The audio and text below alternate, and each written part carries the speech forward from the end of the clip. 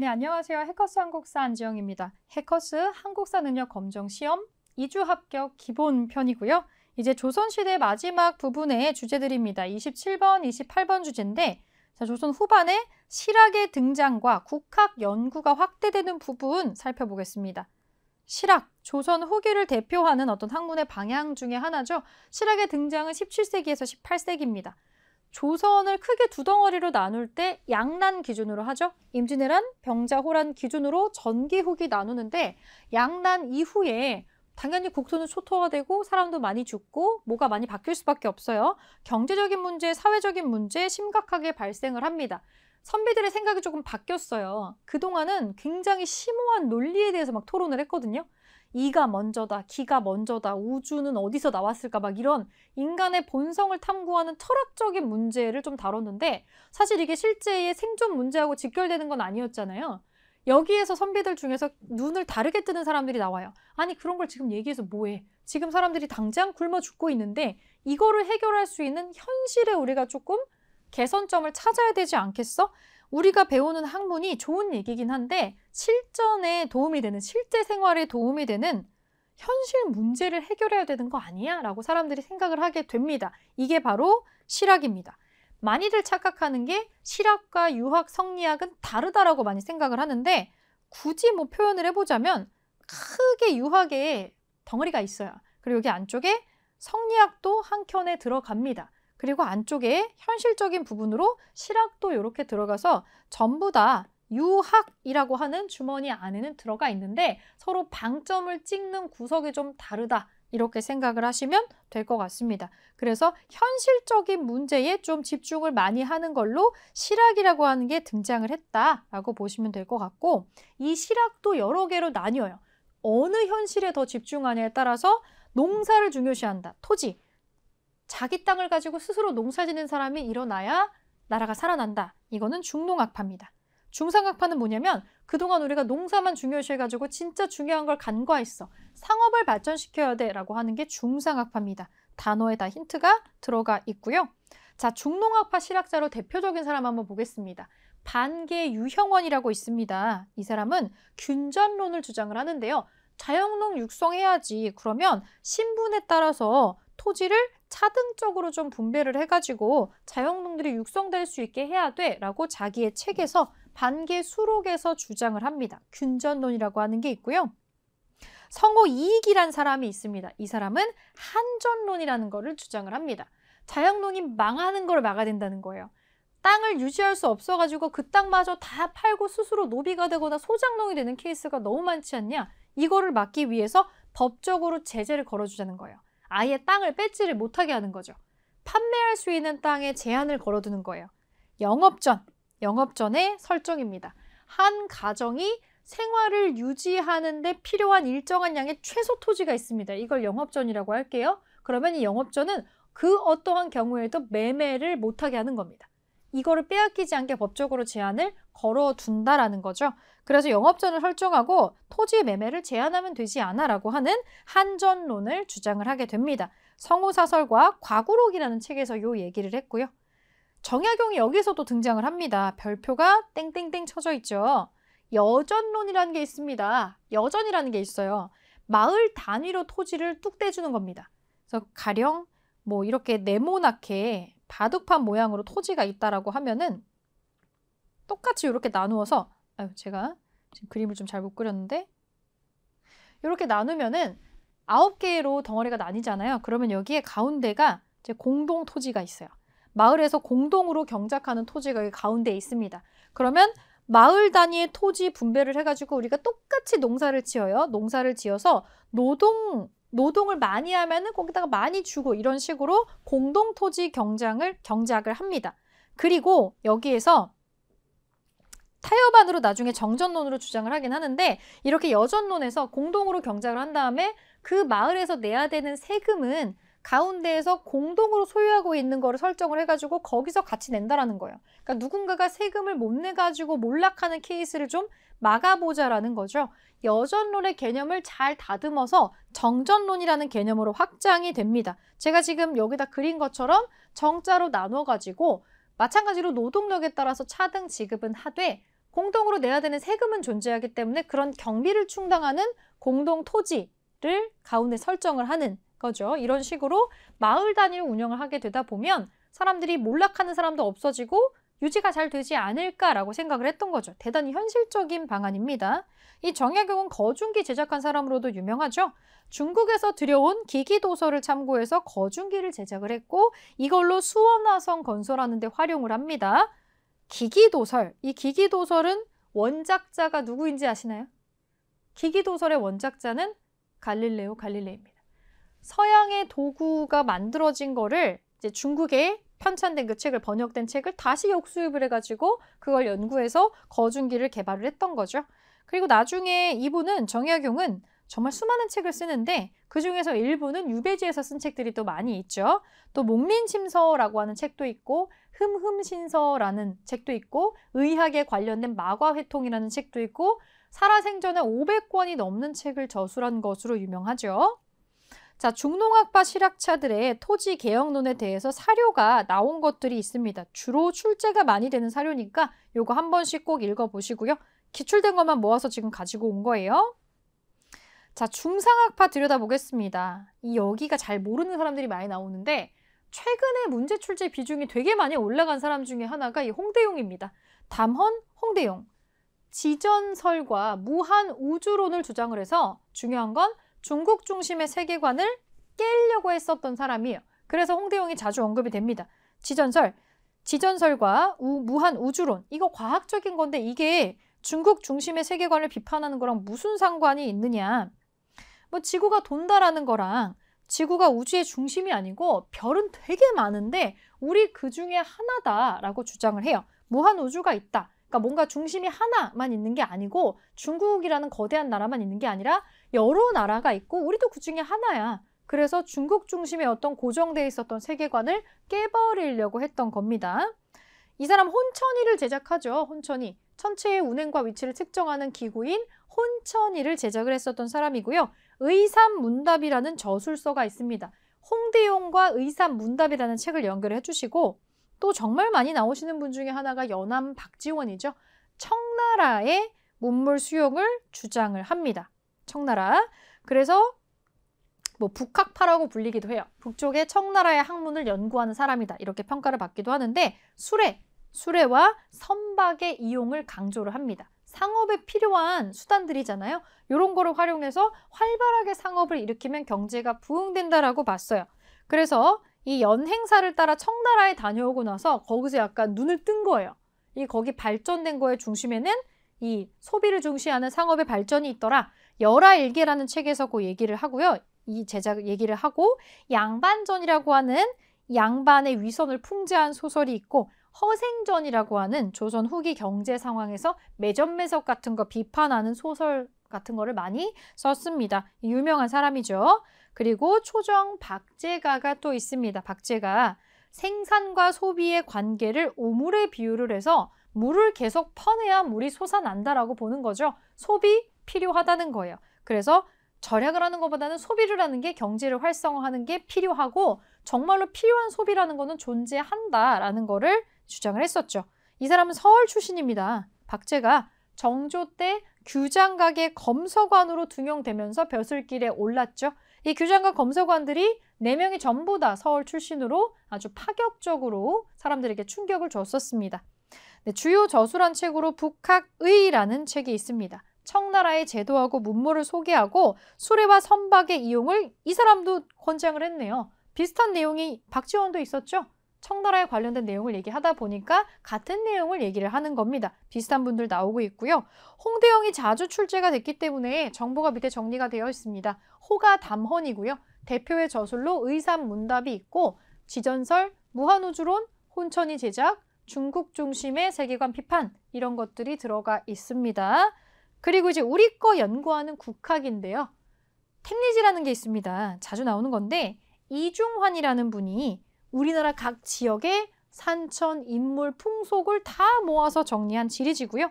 동국지도라는 게 있습니다. 이 많은 분들이 대동여 지도밖에 모르는데 대동여 지도가 나올 수 있었던 것은 동국지도라는 지도들이 존재했기 때문이에요.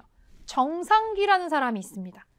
김정호보다 정상기가 100년 정도 먼저 지도들을 제작을 하는데 정상기의 집안은 전문적으로 지도를 제작하는 집안입니다. 이걸 업으로 하는 집안이 따로 있었다라는 얘기죠. 영조 때 백리척이라고 하는 축척을 기반으로 해서 엄청나게 큰 지도를 제작한 게 있어요. 이런 지도들이 수많은 지도가 나와 있는 상태에서 대동여 지도가 탄생을 하게 되는 겁니다. 김정호라는 분이 있죠. 심리마다 눈금을 찍어서 거리를 표시해서 실제로 계산할 수 있게 하고 여러 첩으로 나누어서 제작해서 휴대가 가능하게 했었던, 맞춤 제작이 가능하고 목판이어서 대량 생산이 가능했었던 이 지도, 대동여 지도는 김정호가 전국을 걸어 다니면서 만든 지도가 아니에요. 물론 걸었던 지역이 있겠지만 어떻게 이렇게 전국 일주를 여러 번 하겠어요? 그 옛날에 말도 안 되는 일이죠. 김정호의 제주는 그때까지 나와 있었던 모든 지도를 모아서 통계를 내서 현실에 가깝게 짜내는 거가 가능했었던 사람이었던 거예요. 이건 역시도 대단한 능력이라고 할 수 있겠죠. 지금 지도하고 그렇게 크게 모양새가 다르지 않으니까. 자, 대동여 지도 특징 정리되어 있습니다. 김정호가 제작한 22첩의 목판본 지도입니다. 22개로 개수가 나뉘어서 갖고 다니는 게 가능했다는 얘기예요. 아코디언처럼 쫘라락 펼치는 게 가능했습니다. 그리고 실제로 현실적으로 도움이 되는 지도였어요. 정말 지도 역할을 했다라는 거죠. 정상기가 제작한 거는 벽면에 걸어야 될 정도로 컸어요. 그거 가지고 다니면서 거리 걸어갈 수 없습니다. 하지만 김정호의 지도는 현실의 내비게이션에 가까운 기능을 했다라고 보시면 돼요. 그리고 무엇보다도 목판이기 때문에 하나하나 손으로 그린 게 아니어서 이거는 여러 장을 찍어내는 것도 가능했습니다. 그리고 심리마다 눈금을 표시해서 실제로 본인이 여기서 여기까지 가는데 어느 정도 거리인지를 계산하고 이거를 통해서 소요 시간을 측정할 수가 있게 했죠. 역참, 봉수 등의 주요 시설물들을 지금의 지도처럼 기호로 표기를 해서 다양한 정보를 많이 제공한다는 장점도 있었습니다. 그리고 목판으로 찍어낸 다음에 특정한 구간에만 컬러를 넣는다던가 해서 약간 리미티드 에디션을 제작하는 것도 가능했어요.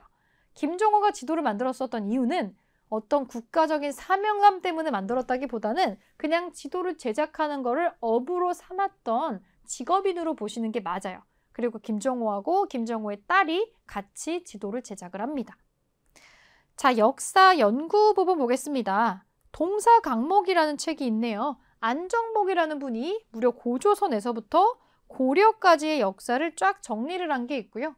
연려실 기술이 있습니다. 이긍이라는 분이 조선 왕조의 역사를 서술한 건데 개인이 적은 역사책이에요. 그래서 이거는 관찬 사료는 아니에요. 국가가 정리한 책은 아니고 개인이 쓴 역사책이어서 한간에서는 야사로 분류되는 얘기도 여기에 많이 나옵니다. 좀 흥미로운 얘기들이 많이 나와요. 발해고라는 책이 있습니다.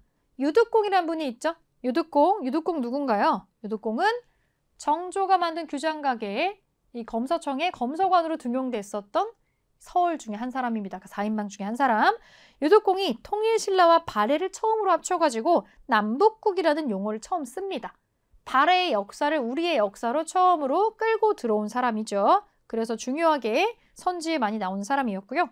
금석과한록이라는 게 있습니다. 이분이 그린 그림이 유명해져서 세안도라는 그림 때문에 이 분이 많이 나왔었죠. 추사 김정희가 있어요. 이분 원래 서예가잖아요. 김정희가 비석에 있는 글자를 연구하는 취미가 있었는데 그런 걸 금석문이라고 합니다. 북한 산비를 탁본을 떠가지고 최초로 이게 신라의 진흥왕이 한강을 빼앗은 다음에 쫙 둘러보고 세운 비석이라는 거를 처음으로 밝혀냅니다. 그걸 자기 연구서에다가 적어 놓았고 그 비석의 옆구리 측면에도 이 내용을 적어 놓아서 우리는 신라 진흥왕 북한산 순수비의 존재를 확인을 할 수가 있게 됐고 이 비석은 많이 망가진 상태지만 현재 서울 용산구에 있는 국립중앙박물관 1층에 신라실의 마지막 코너를 장식을 하고 있습니다. 국보에 지정되어 있는 문화유산이죠. 이렇게 한번 체크해주고 문제 한번 풀어보겠습니다. 가인물에 대한 설명으로 옳은 것은 이것은 화성성역 의궤에 수록된 거중기의 설계도입니다. 이 사람이 기기도서를 참고해서 제작한 거중기는 수원화성의 축조에 사용되었습니다. 네, 정약용이죠. 여기 힌트가 될 만한 거는 화성성역 의궤, 거중기, 기기도설, 수원화성 있습니다. 정약용 얘기죠. 자, 정약용에 대한 설명으로 옳은 거 골라보겠습니다. 여전론을 주장하였다. 바로 나오네요. 중상학파의 한 사람으로서 여전론을 주장을 했고요.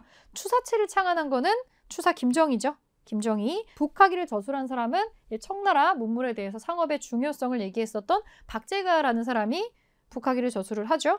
목류도원도를 그린 거는 조선 전기의 안견이라는 분입니다. 자, 답은 1번이죠. 1번. 자, 두 번째 문제 보겠습니다. 가에 들어갈 인물로 옳은 것은 천안에 땡땡땡 과학과대에 있습니다.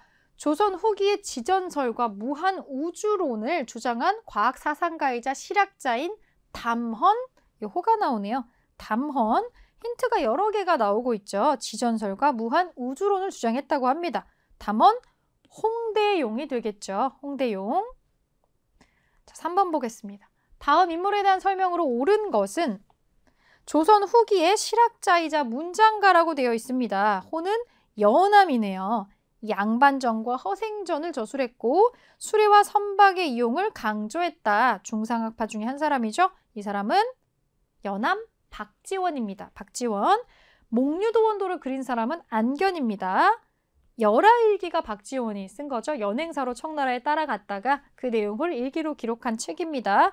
사상의학을 정립한 사람은 이재마라는 분이 있습니다. 사상의학이 여러분 뭐 태음인, 태양인 이런 거 있죠? 그런 거 사상의학이라고 하고요.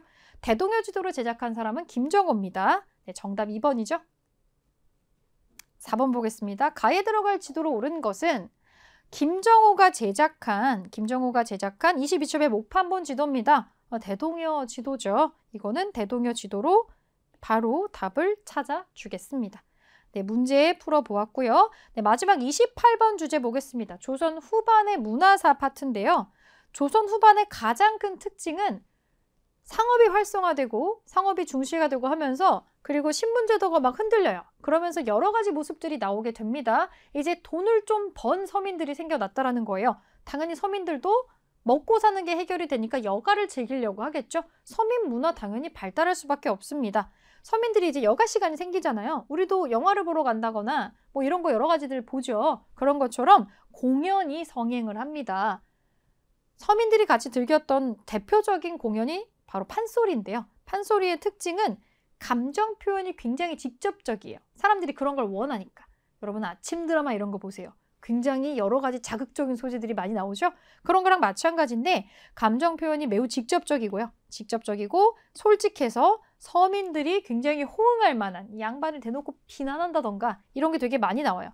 춘향가, 심청가, 흥보가 등이 있고 남녀의 연애 관계라던가 이런 것들 소재가 인기가 아무래도 많았겠죠? 그리고 탈춤이 또 있습니다. 요게 사실은 이 서민들의 어떤 가려운 부분을 긁어주는 게 많았어요. 얼굴을 가리고 있기 때문에 풍자하기에 좋았겠죠. 해학과 풍자로 양반의 위선과 사회의 모습을 비판을 우스꽝스럽게 나옴으로써 사람들의 마음을 풀어줬었던 장르입니다. 사람들이 많이 모이는 장터나 포구 같은 데서 공연이 돼가지고 굉장한 인기를 끌었고요. 아직까지 전수되고 있는 게 많이 있죠. 문학작품도 많이 발전합니다. 세종대왕이 한글을 창제한 거는 조선 전반이지만 이게 확산이 돼가지고 일반적인 글자로 인정받으면서 활용이 되는 거는 이렇게 후반부까지 넘어와야 됩니다. 한글 소설이 활성화된 거는 조선 후반입니다. 조선 후반이고 그 이전까지는 언문이라고 낮춰 부르면서 굉장히 업수에 여겨졌었죠. 자, 한글 소설의 특징은 뭐냐면 주로 이걸 활용했었던 사람들의 성향을 그대로 담고 있다는 거예요. 신분 차별이 얼마나 비합리적인지를 지적하는 내용의 소설, 이상사회 건설, 지금 우리는 너무 힘든 세상을 살고 있는데 유토피아를 나름대로 꿈꾸는 거예요. 그런 소설들이 나옵니다. 홍길동전, 춘향전이 대표적이었고요. 사설 시조는 기존의 양반들이 했었던 멋들어진 시조에서 좀 벗어나서 서민의 감정을 되게 솔직하게 표현하는 것들이 많이 나와요. 되게 길어요. 그리고 얼마나 할 말이 많겠어요. 억울한 일도 많은데. 약간 이거는 기존의 시조가 약간 오페라 같은 거라면 이 사설 시조는 일반인들이 즐기는 뭐라고 해야 될까요? 랩에 가까운 약간 랩에 가까운 거였다라고 보시면 될 것 같아요. 왜 요새도 랩 보면은 19금 랩 같은 게 되게 많잖아요. 욕도 되게 많이 나오고 약간 그런 거가 사설 시조의 특징이었다라고 보시면 됩니다. 그리고 시사라는 게 있는데 원래는 양반님들이 모여가지고 에헴하고 시 만드는 그런 모임 같은 거 했었는데 이제 돈도 있고 시간도 있는 사람들이 양반은 아니지만 시간과 여유적인 거를 활용해가지고 학문도 쌓고 돈도 되니까 이런 모임을 즐기기 시작해요. 중인 이하에 중인도 있고 일반 서민도 있습니다. 문예 모임을 조직해가지고 꾸준히 활동하는 모습을 좀 보이고 있고요. 그리고 또 이제 글자를 읽지 못하는 사람을 위해서 라디오랑 비슷한 전기수가 활성화됩니다. 소설을 자기가 습득을 해가지고 이걸 아주 맛깔나게 읽어주는 사람이 존재했던 거예요. 옛날에 라디오에서 소설 읽어줬던 것처럼 전기수가 이 장터 곳곳에 등장을 하게 된다라고 나오고 있습니다. 과학기술 발달 한번 보겠습니다. 과학기술이 후반에 어떻게 발전하냐면 서양의 문물이 들어오는 거죠. 조선 후반이 되면은 고려 만국전도는 중국에서 제작된 건데 마테오 리치라는 분이 세계지도를 그려가지고 전래를 합니다. 그러니까 우리가 알고 있는 일반적인 세계지도에 가까운 현실적인 버전이에요. 거기서는 중국이 비현실적으로 가장 크게 그려져 있지도 않습니다. 있는 그대로 이 모습을 파악을 하기 시작을 한 거죠. 그리고 시헌력이라고 하는 이 역법이 들어오게 되는데 김육이라는 사람이 열심히 노력을 해서 아담 샬, 서양인이네요. 아담 샬이 만든 역법인 시헌력을 도입을 합니다. 그 전까지 우리는 모두 중국의 역법서에 의존을 하고 있었는데 이제 뭔가 글로벌하게 뭔가가 객관적인 기준으로 넘어가고 있다라고 하는 거 볼 수가 있어요. 의학에서 제일 두드러지게 나오는 거는 이 허준이 만들었던 동의보감입니다. 우리나라의 전통 한의학을 모았어요. 그 이전까지는 중국의 의서에 의존을 했는데 우리 거를 모은 백과사전식의 동의보감이 편찬이 됐다는 데 의미가 있고 태양인 이재마, 사상의학을 발전시켜서 사람의 체질을, 물론 우리나라 사람 기준이겠죠? 이거 기준으로 사상의학을 정립을 합니다. 그리고 농서가 나와요. 우리 땅에 맞춘 농법서가 나오기 시작을 합니다. 물론 초반에 농사직설이라는 책도 있었는데 이게 보다 구체화됩니다. 농가집성이 있어요. 벼농사가 활성화되잖아요. 조선 후반이 되면 이양법이 쫙 퍼집니다. 그래서 여기에 관련된 농서가 나오는 게 이 농가집성입니다. 벼농사 중심의 농법을 소개하고요. 이양법을 어떻게 해야 되는지를 구체적으로 알려주는 농법서였어요. 그리고 색경이라는 책이 있는데 상품 작물 있죠. 인삼, 고추와 같은 상품 작물을 재배하는 방법이 나와 있고 임원 경제지는 농촌 생활의 백과사전으로 조금 더 현실성 있는 어떤 개선점을 적어두었던 책입니다. 문화유산 한번 보겠습니다. 마지막으로 문화유산을 볼 텐데 자, 그림은 이전까지는 중국 거 아니면 상상 속의 이상향 이런 거를 그렸어요. 실제 있는 게 아니었는데 그림의 방향이 좀 바뀌어요. 겸재정선을 중심으로 해서 우리나라 자연을 있는 그대로 표현을 진짜 풍경을 그립니다. 진짜 경치를 그린 산수화가 진경산수화입니다. 진경산수화 가장 유명한 사람이 겸재정선이죠. 인왕제색도. 겸재정선이 서촌 지역에 살았잖아요. 그래서 매일 보았던 인왕산의 모습, 특히 여름에 비온 직후의 인왕산의 모습을 아주 신비롭고 사실적으로 그려냈었던 인왕제색도가 가장 유명한데 모 대기업 회장님이 갖고 있다가 기증을 한 그림이어서 특별 전시를 크게 했었죠. 인왕제색도는 중요하게 다루는 작품이니까 좀 보시고 겸재정선 작품 많죠. 또 많이 나오는 게 금강전도입니다. 우리나라 금강산의 모습을 아주 아름답고 구체적으로 그려낸 작품이죠. 풍속화, 일반적으로 양반들의 어떤 모습이라기보다는 풍속화는 일반 서민들의 생활 모습을 그려요. 예전에는 양반들이 원하는 그림만 이제 그려졌다면 이제는 그림을 수용하는 계층이 늘어난 겁니다. 서민까지 간 거죠. 단원 김홍도, 해원 신윤복 대표적인 풍속화가죠. 특히 김홍도는 천재입니다. 천재. 조선판 레오나르도 다빈치라고 해야 될지 천재 화가고요. 못 그리는 종류의 그림이 없었다라고 합니다. 왕의 어진까지 그렸으니까. 그런데 이 사람은 풍속화에도 상당한 일가견이 있었죠. 서민의 생활을 아주 익살스럽고 재미있게 그려낸 풍속 화가고요. 대표작은 씨름, 무동, 서당이라고 하는 것들이 작품이 있습니다. 그리고 해원 신윤복은 양반과 부녀자들의 생활, 유흥, 남녀의 애정 행각 같은 거를 감각적으로 묘사한 것으로 유명하죠. 단오날에 그네 타는 거 단오풍정, 월하 정인, 몰래 데이트하는 모습, 그리고 미인도 특히 유명한 그림입니다. 이거의 특징은 또 추가적으로 서민들이 그리는 그림으로 민화라는 게 있어요. 최근에 또 민화를 그리는 클래스 같은 것도 많아졌죠. 서민의 미적 감각, 소박한 정서, 그리고 바라는 마음 같은 것들을 담아낸 그림들이 있습니다. 자, 기타 나오는 거, 자료로 많이 나오는 거 볼게요. 영통동구도라고 하는 강세황의 그림이 있습니다. 여기 원근법이 표시돼가지고 그려진 건데 송도를 유람하면서 그린 그림 중에 하나고요. 추사 김정희의 세한도 가장 유명했었던 그림 중에 하나죠. 실제 그림은 굉장히 조그마하지만 제주도 유배 시절에 그린 그림으로 이 그림에 담겨진 스토리를 듣고 감동한 사람들이 감상평을 적어서 그 두루마리의 길이가 15m가 넘는 것으로 유명한 그림이 되겠습니다. 자, 기출 사료에 나오는 그림으로 볼게요. 씨름, 김홍도 자주 나오는 거고요. 서당, 김홍도 작품으로 자주 나옵니다. 이 혼나고 있는 어린아이의 모습이 또 나오고 있어요. 그리고 신윤복의 작품으로 이 신윤복의 감각적인 작품을 바탕으로 해서 만든 굿즈도 굉장히 많아졌어요. 요거 참고해 주세요. 월하 정인, 달밤 아래서 몰래 데이트하고 있는 사람들의 모습입니다. 자, 건축 파트 보겠습니다. 가장 어려워하는 불교 건축이 나오는데 주로 나오는 거를 세 가지로 지금 꼽아봤습니다. 조선시대 겁니다. 조선시대 거. 아무래도 조선시대의 불교 건축은 몇 개 없어요. 일단 숭유 억부를 했고 불교 건축이 가장 많이 남아있는 거는 불교를 독실하게 믿었던 고려시대 거, 그리고 조금 더 올라가서 삼국시대 거, 이런 것이 많이 나옵니다. 자, 불교 건축 세 가지 보겠습니다. 김제 금산사의 미륵전이라고 있고요. 구례 화엄사의 각황전이 있습니다. 각황전, 이 홍매 피는 대로 유명한 데죠. 그리고 보은의 법주사 팔상전이 있는데 우리나라에서 남아있는 것 중에 제일 오래된 목조 5층 탑이에요. 우리가 나무로 된 탑이 거의 안 남아있죠. 그 몽골에 침략했기 때문에. 그리고 내부에 석가모니의 생애를 8페이지로 그린 불화가 있는 것으로 유명합니다. 보은의 법주사 팔상전의 모습은 좀 이미지를 기억을 해주시면 좋을 것 같아요. 마지막으로 공예랑 서예 파트 정리하겠습니다. 백자 중에서는 코발트 파란색 안료로 그린 청아백자가 유행을 합니다. 본래는 궁중에서만 쓰던 거였는데 이거를 이제 부자들이 구입을 할 수가 있게 되니까 일반 양반들도 서로가 앞다퉈서 청아백자를 소유를 하게 됐었죠. 그리고 추사 김정희의 추사체라고 하는 독특한 서체가 유명하게 나오는 것 중에 하나입니다. 자, 문제로 정리해 보겠습니다. 조선 후기 모습인데요. 밑줄 그은 이 그림이 그려진 시기에 볼 수 있는 모습으로 적절하지 않은 것을 골라보겠습니다. 이 그림은 서당의 모습을 그린 김홍도의 풍속화입니다. 훈장 앞에서 훌쩍이는 학생, 이를 바라보는 다른 학생들의 모습이 생생하게 표현되어 있습니다. 조선 후기죠.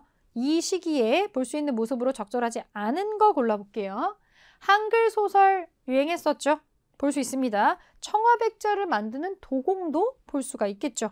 판소리 공연을 하는 소리꾼과 구경하는 사람들 볼 수가 있습니다.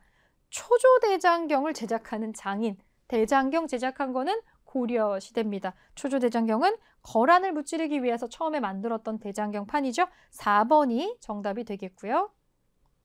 2번 문제 보겠습니다. 다음 대화가 이루어진 시기의 상황으로 옳지 않은 것을 고르는 거네요. 임경업 장군이 칼을 휙 휘두르자 라고 하면서 아마 부채를 막 펄럭펄럭 하면서 1인 다역을 흉내를 냈던 것 같아요. 전기수라고 나옵니다. 이 사람이 얘기를 딱 하고 결정적인 곳에서 아침 드라마처럼 딱 끄는 거예요. 왜 끊었을까요? 자, 다음 편은 다음 주 이 시간에 같은 시간에 올게요 하고 갑니다. 그래서 다음 주에 와가지고 돈 받고 얘기를 시작하거나 얘기를 끊으니까 사람들이 동전을 던져주겠죠. 빨리 다음 편 내놓으라. 그런 식으로 돈을 버는 사람이었으니까 동전을 던지는 모습이 나오고 있어요. 조선 후반의 상황입니다. 옳지 않은 거 고르는 거예요. 중인층이 원래는 양반들이 독식을 했었던 시사활동 활발히 하죠. 맞는 얘기고 춘향가 등의 판소리 성행을 했었죠. 맞는 얘기. 기존 형식에서 벗어난 사설 시조가 크게 유행을 했다. 그쵸? 일반적으로 형식이 정해져 있는 시조가 아니고 랩의 형태처럼 길쭉한 형태의 사설 시조가 유행을 합니다. 단군의 건국 이야기를 담은 제왕운기라는 책은 고려시대에 제작되는 책입니다. 고려시대에 써진 거죠. 이승휴라는 사람이 저술하는 책이에요. 4번이 해당 사항이 없네요. 이렇게 답을 찾아주시고요. 3번 보겠습니다. 다음 특별전에서 볼 수 있는 작품으로 오른 것은 우리의 산천을 담다. 우리나라 산천을 소재로 한 조선 후기에 진경산수화의 아름다움을 느껴보세요. 진짜 우리 풍경 그렸다라는 거죠.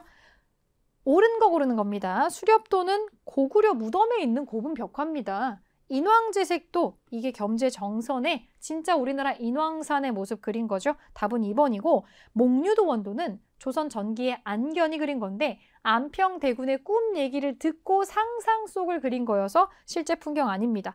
고사관수도는 일반적으로 선비들이 꿈꾸는 이상향의 모습에 대해서 그린 거여서 이것도 진경산수화에는 포함되지가 않습니다. 조선 전기에 주로 그려졌던 거고요. 그래서 정답은 2번으로 찾았습니다. 네, 마지막 4번 보겠습니다. 다음 퀴즈의 정답으로 옳은 것은 이것은 충북 보은군에 소재한 조선 후기의 건축물입니다. 내부에는 석가모니의 생일을 8장면으로 그린 불화가 있으며 현재 우리나라에서 남아있는 가장 오래된 옥침 모탑입니다. 보은에 있대요. 네, 보은에 있는 거는 법주사 팔상전입니다. 혹시라도 이렇게 문제가 출제가 된다면 지역의 명칭과 구체적인 사찰과 이 전각의 이름을 연결해서 기억해 줄 필요가 있겠죠. 가장 오래된 거를 내는 게 아무래도 좋잖아요. 그리고 목탑은 남아있는 게 정말 희귀하기 때문에 문제로 출제한다면 중요하게 남아있는 단 하나의 것, 이걸 주로 내는 거니까 요거는 연결해서 이름을 기억해 주실 필요가 있겠죠. 나머지 것들은 지금 밑에 2개 같은 경우는 고려시대 겁니다. 그리고 1번은 조선시대 거가 맞긴 하지만 여기에 해당하는 탑이 있는 곳은 아니죠. 이렇게 해가지고 문제는 정리를 해봤습니다. 네, 조선시대 내용 파트 굉장히 내용 방대합니다. 주제를 크게 여러 가지로 나눠서 봤었는데 다음 시간에 기출문제를 한번 싹 모아서 조선 전반적인 내용을 정리해보는 시간을 갖도록 하겠습니다.